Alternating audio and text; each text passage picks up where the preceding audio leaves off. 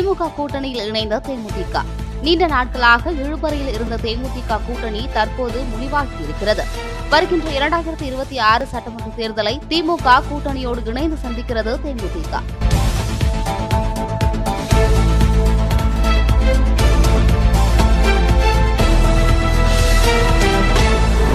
2016லேயே கூட்டணி அமைவதாக இருந்தது. ஆனால் 10 ஆண்டுகள் கழித்து தற்போது அது நிஜமாகியிருக்கிறது. தேமுதிக, திமுக மற்றும் கூட்டணி கட்சியினர் வரவேற்கும் வகையில் இந்த கூட்டணி அமைந்திருப்பதாக பிரேமலதா பேச்சு. தொகுதி பங்கீடு குறித்து விரைவில் முதலமைச்சர் ஸ்டாலின் அறிவிப்பார் என்றும் பிரேமலதா தகவல். எதிரிகளையும் துரோகிகளையும் வேறறுக்க ஒன்றுபடுவோம் என ஆதரவாளர்களுக்கு சசிகலா அழைப்பு. சட்டமன்ற தேர்தலில் போட்டியிடுவது பற்றி வரும் 24ஆம் தேதி சசிகலா அறிவிக்க வாய்ப்பு என தகவல்.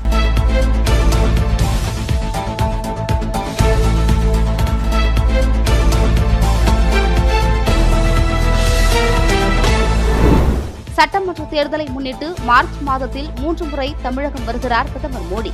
மதுரை, வேலூர், திருச்சி, தஞ்சையில் நடைபெறும் நிகழ்ச்சிகளில் பங்கேற்கிறார். மார்ச் 1ஆம் தேதி மதுரைக்கும், மார்ச் 7ஆம் தேதி வேலூருக்கும், மார்ச் 11ஆம் தேதி திருச்சி, தஞ்சைக்கும் வருகை தருகிறார்.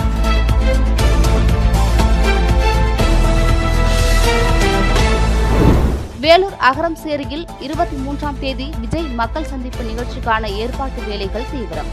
முதன்முறையாக விஜய் மக்கள் சந்திப்பு நிகழ்ச்சிக்காக பந்தல் அமைக்க உள்ளதாக தகவல்.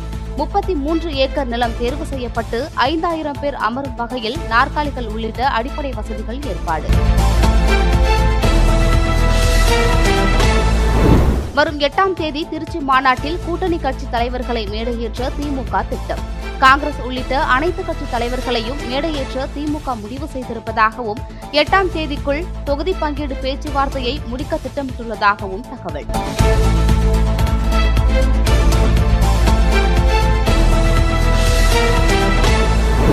மாநிலத்தில் சுயாட்சி, மத்தியில் கூட்டாட்சி என மீண்டும் சட்டமன்றத்தில் அறைகூவல் விடுத்த முதலமைச்சர் ஸ்டாலின். கூட்டாட்சி அதிகாரத்தை உறுதி செய்யும் வகையில் அரசியலமைப்பு சட்டத்தை திருத்தவும் வலியுறுத்தல்.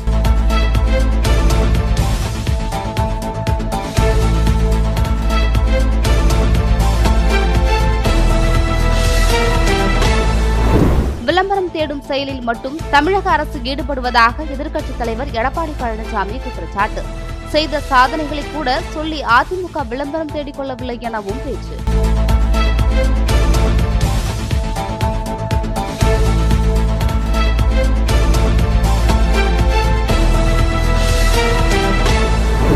ஓராண்டில் 11.19 விழுக்காடு மட்டுமே பொருளாதார வளர்ச்சி என்ற கூற்று வேடிக்கையானது என எடப்பாடி பழனிசாமி விமர்சனம். திமுக, அதிமுக என பல ஆண்டுகளாக ஏற்பட்ட வளர்ச்சியின் தொடர்ச்சிதான் இன்றைய நிலை எனவும் விளக்கம்.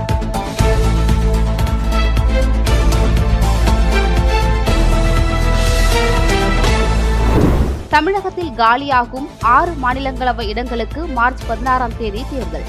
வரும் பிப்ரவரி 26ஆம் தேதி முதல் வேட்புமனு தாக்கல் செய்யலாம் என தேர்தல் ஆணையம் அறிவிப்பு.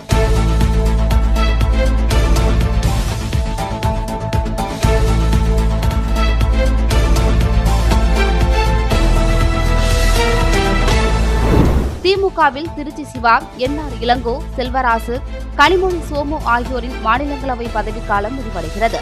அதிமுகவில் தம்பிதுரை மற்றும் தமாக தலைவர் ஜி.கே. வாசனின் பதவிக்காலம் முடிவடைகிறது.